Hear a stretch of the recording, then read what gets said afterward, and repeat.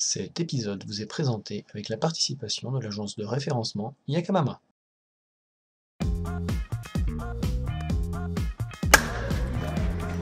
Bonjour à tous, bienvenue dans le Flash Référencement, le podcast qui parle de référencement. On est un petit peu mort de rire parce qu'en fait, on vient d'enregistrer le podcast et j'ai pas appuyé sur le bouton enregistrer. Donc là, j'ai mes trois invités que je vais vous présenter tout de suite, un peu plus rapidement que tout à l'heure, voilà, qui se foutent un petit peu de moi. J'enchaîne tout de suite, donc on est au SEO, à l'AG du SEO Camp à Paris et on va vous parler d'approche client,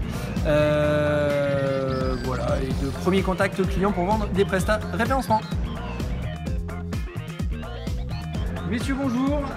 Julien, je vais te demander de te présenter s'il te plaît. Donc Julien Deneville, toujours. Toujours. Je suis consultant SEO chez OneClick.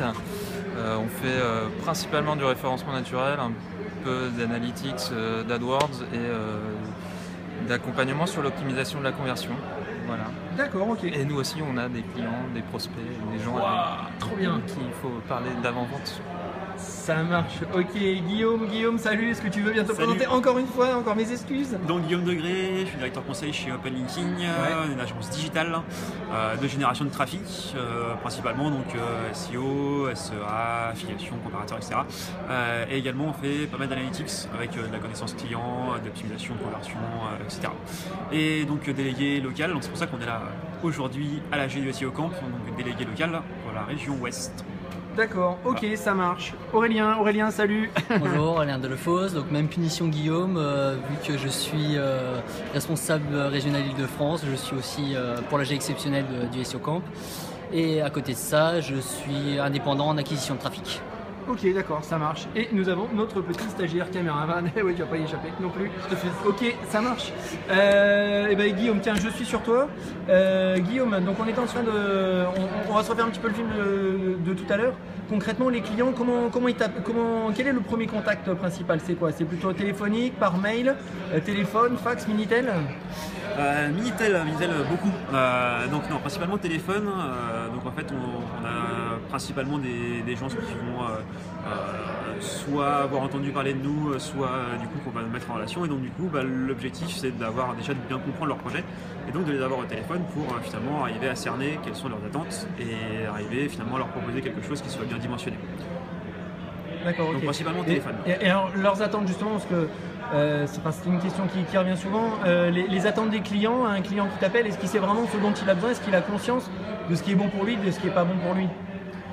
Pas forcément.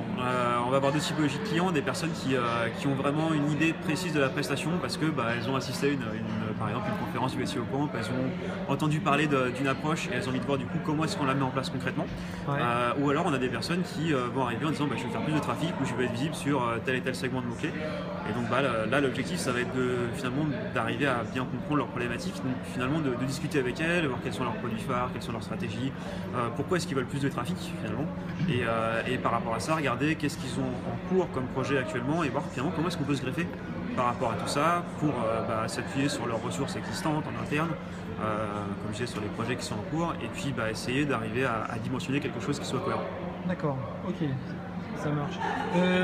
Julien, une petite question, quand un client vient te voir comme ça, au général on a un peu tous le même cas, le client il vient avec ses mots-clés, il a ses 4-5 mots-clés, il va être numéro 1 évidemment, et en général c'est déjà dedans il y a sa marque, son nom, plus des déclinaisons de mots-clés à rallonge ou une combinaison de 4 à 5 mots-clés. Comment tu expliques au client que les mots-clés qu'il t'apporte, c'est pas forcément ce qui est le plus judicieux pour lui?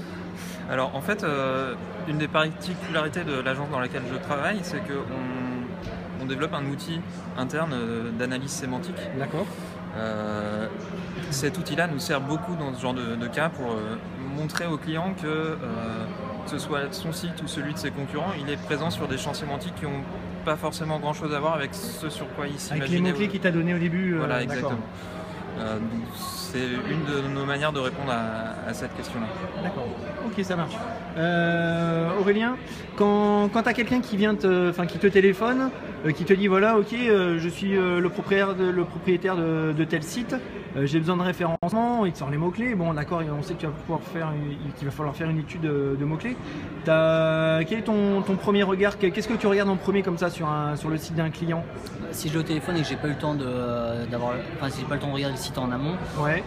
Je vais ouvrir le site simplement, je vais faire une recherche sur Google, des trucs tout bêtes avec le site de points, regarder ce qui ressort, D'accord. ouvrir le site, regarder le code source ou même utiliser Web Developer, trucs tout bêtes, regarder si les attributs alternatifs, le plan de document avec H1, H2, H3, vraiment des trucs tout bêtes, regarder la pagination rapidement tout en l'écoutant, le demandant de présenter son business en fait, ce qu'il est, d'accord, à peu près les mêmes choses, regarder quel est le but de la prestation, quel est son métier, qu'il me présente son métier parce que je connais pas forcément son business, ses mots-clés importants et essayer de lui présenter le SEO en lui garantissant dès le premier appel que le SEO on peut rien promettre, que tout est long et que c'est pas en claquant des doigts ou en mettant du budget comme AdWords que ça va fonctionner, qu'on peut rien garantir. Ouais, d'accord. J'insiste à chaque fois. Tu insistes bien sur l'obligation de moyens et pas de résultats. Je vais pas le formuler comme ça, mais oui, je vais dire qu'on va D'accord. faire tout ce qu'il faut dans le temps imparti, dans notre périmètre d'action et dans le budget qui est vendu, mais que je peux rien garantir. Je ferai de mon maximum avec les moyens qu'on a chez eux comme chez moi pour arriver au mieux, mais pas de garantie. D'accord. Ah merde, j'enregistre toujours pas. Si. si, t'inquiète pas, j'enregistre. Tout va bien. Ok, ça marche. Guillaume, à partir de quand tu passes le relais à tout ce qui est, ou à la partie technique? Tu fais un petit audit toi d'abord ou pas, comme Aurélien? Finalement, un petit peu à peu près la même chose.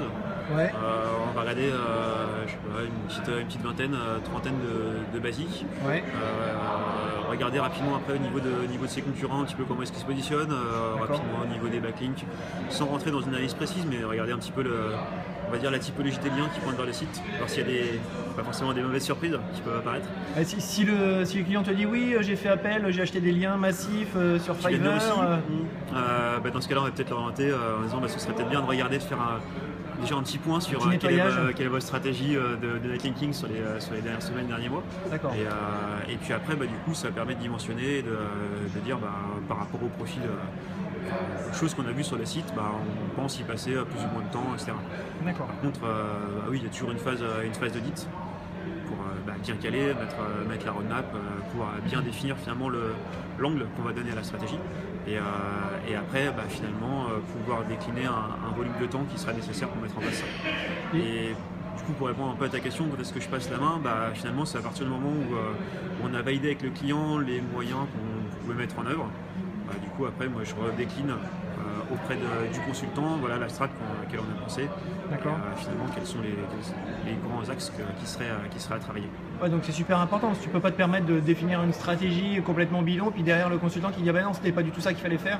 C'est pour ça qu'on travaille, en tout cas sur les projets les plus complexes, on va toujours travailler à deux minimum, soit avec un consultant, soit avec une autre personne qui a un bon background dans l'agence. On confronte toujours, même si la strat qu'on a pensé, on pense qu'elle est cohérente, on va toujours la confronter pour être sûr que ce qu'on propose aux clients, c'est finalement ce qui sera réalisable et qu'on ne se retrouve pas après quelques semaines de prestation à dire c'était mal estimé. Donc c'est jamais évident parce que ça reste un pré-audit finalement, mais voilà. D'accord. En tout cas indispensable de faire une première analyse. Pour voir. D'accord, ok, ça marche. Julien, toi, tu as le même process aussi en interne. D'abord, tu fais l'audit, tu fais un petit audit comme ça vite fait et tu rebascules à un consultant ou tu gères du début jusqu'à la fin ton client? Alors en fait, étant donné que moi je suis consultant et pas que sur la partie commerciale, effectivement, quand on est amené à signer avec un prospect, la plupart du temps c'est moi qui vais ensuite décliner la stratégie. D'accord. Mais effectivement, on passe quand même par une phase de pré-audit, d'analyse préliminaire sur le site, même si quand on a signé, après, on va aller beaucoup plus loin dans les analyses et dans les recommandations. Et la majorité des gens qui s'adressent à toi en direct, tu sens que c'est des gens qui se sont déjà posé des questions en référencement ou c'est beaucoup de novices? Sous-entendu, est-ce que quelqu'un qui n'y connaît rien, qui sait juste que voilà, il a entendu parler qu'il fallait être premier sur Google, qui peut te voir, est-ce que ça te pose un problème ou pas? Alors, chez OneClick, on a tendance à s'adresser assez régulièrement à des grands comptes sur lesquels on n'a pas trop cette problématique de novice, on va dire. Cela dit, on a quand même des clients un peu plus novices. Après, ça fait quand même partie de notre métier de réussir à évangéliser les gens et c'est relativement plaisant, j'ai envie de dire, de pouvoir travailler justement avec des gens qui ne sont pas forcément aussi avancés que d'autres sur des métiers comme le nôtre et de leur expliquer en tout cas notre vision des choses. D'accord, ok, ça marche. Aurélien, est-ce que ça t'est déjà arrivé d'avoir des clients qui te posent des questions, parfois des questions en toute bonne foi un peu basiques, voire limite un petit peu neuneux, et où tu t'aperçois qu'en fait le mec qui t'a posé une question, il dit ah ouais mais en fait c'est vrai qu'il y avait peut-être ce truc là que j'avais pas vu, est-ce que ça t'est déjà arrivé comme ça que ça te remette un petit peu en question ou que ça te fasse ressortir quelque chose auquel t'avais pas forcément pensé? Non, Tu ok, parles d'une merci, question- j'annule et j'efface. D'une D'accord. question neuneux qui m'aurait fait penser quelque chose d'intelligent. Ouais. Non. Non, t'es déjà suffisamment intelligent, t'as pas besoin. Bah, c'est juste la question neuneux. Une question intelligente, t'aurais pu me faire poser des questions, mais la question neuneux, a priori, non. Ok, ça marche. Bon, messieurs, super, je vous remercie. Vous allez me dire où est-ce qu'on va pouvoir vous retrouver. Où est-ce qu'on peut te retrouver, Guillaume? Sur Twitter, G-Degré un peu. Oula. Tu peux faire un petit lien, il y aura le lien en bas de la Il vidéo. y aura le lien là en bas. Voilà, ok, super. Et sinon, c'est l'agence Open Editing. D'accord, ok, ça marche. Julien, où est-ce qu'on peut te retrouver? Alors sur le blog et le site de l'agence, donc 1-click.info et sur Twitter également il y aura je pense des liens sous cette vidéo. D'accord. Ta maman a pas un blog de cuisine, c'est le moment de placer un backlink? Non, elle fait pas de blog de cuisine. de blog de cuisine. Plein Tant d'autres pis. choses. Eh ben, t'as perdu une occasion. Ça marche. Aurélien, où est-ce qu'on peut te retrouver? e-influence.fr et tout de suite en bas au bar.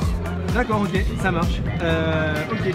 Messieurs, merci beaucoup d'avoir participé. Et puis je vous dis un de ces quatre de toute façon. N'hésitez pas à faire un petit j'aime sur YouTube, à vous abonner sur iTunes ou sur YouTube, à me laisser un commentaire, à laisser une idée de sujet pour le prochain podcast. Enfin bon, vous faites ce que vous voulez de toute façon. On se retrouve sur ce blog dans très bientôt. Je vous dis ciao, bientôt, salut!